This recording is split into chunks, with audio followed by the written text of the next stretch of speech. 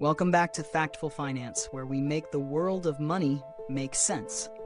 Let's kick things off with an eye-opening fact. Each year, billions of dollars are lost to scams, and the self-directed IRA SDIRA space is unfortunately no stranger to this.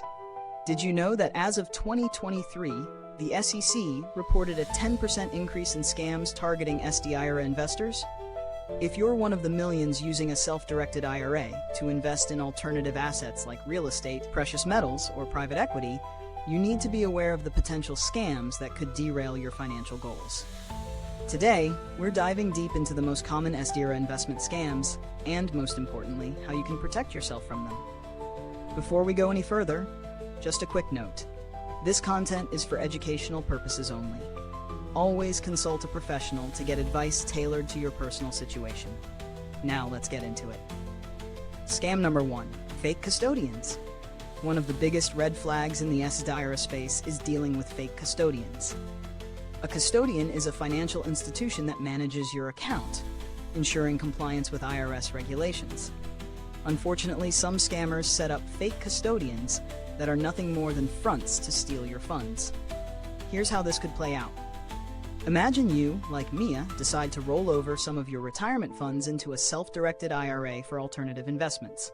You find what looks like a reputable custodian online, set up the account, and even transfer your funds.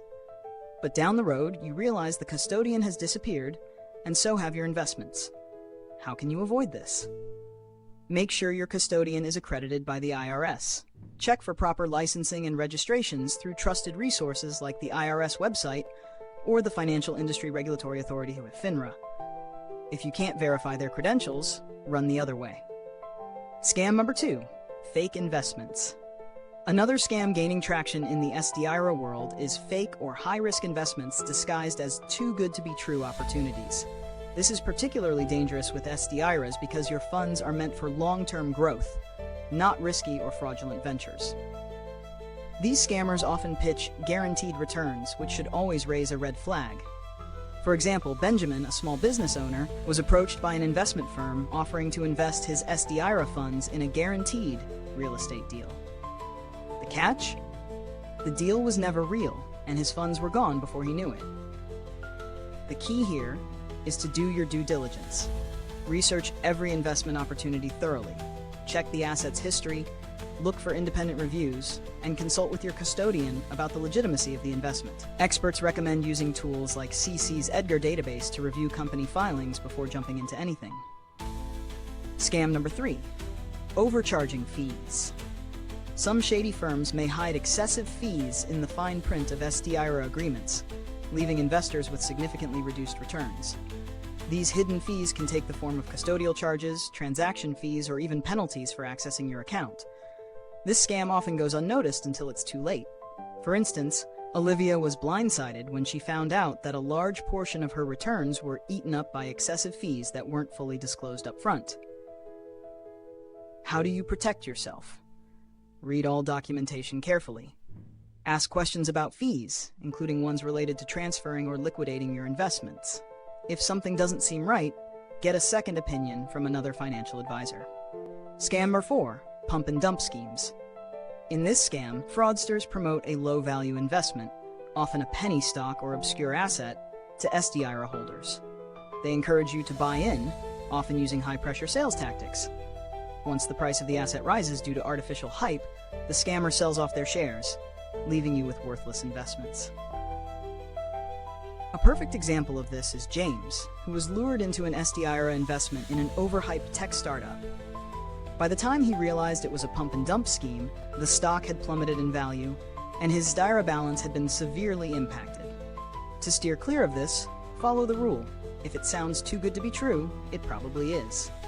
Always be wary of investments with no verifiable track record or high levels of secrecy around their business practices.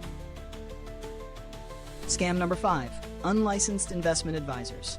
Some SDIRA scams involve unlicensed or uncertified financial advisors offering advice about where to place your funds. These so-called advisors may pitch high-return, low-risk investments that are actually nothing more than elaborate Ponzi schemes.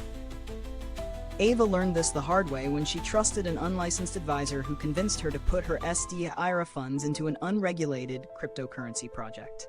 The investment eventually collapsed, and so did Ava's savings. How can you avoid falling for this? Always verify that your financial advisor is registered with the SEC or FINRA. Don't just take their word for it. Check their credentials, ask for references, and ensure they have the proper certifications before taking their advice. In conclusion, protecting your SDIRA from scams requires vigilance, research, and a solid understanding of how things should work. By following these guidelines, you can reduce your chances of falling victim to these scams and safeguard your retirement savings. Now that you're equipped with the knowledge to avoid these common SDIRA investment scams, what's the first step you'll take to ensure your funds are safe? Let us know in the comments. Thanks so much for joining us here at Factful Finance. If you found this video helpful, why not click subscribe and hit that bell? This way you won't miss out on more tips to help you take control of your financial future. We think you'll find the next video shown on screen useful as well. Don't miss it.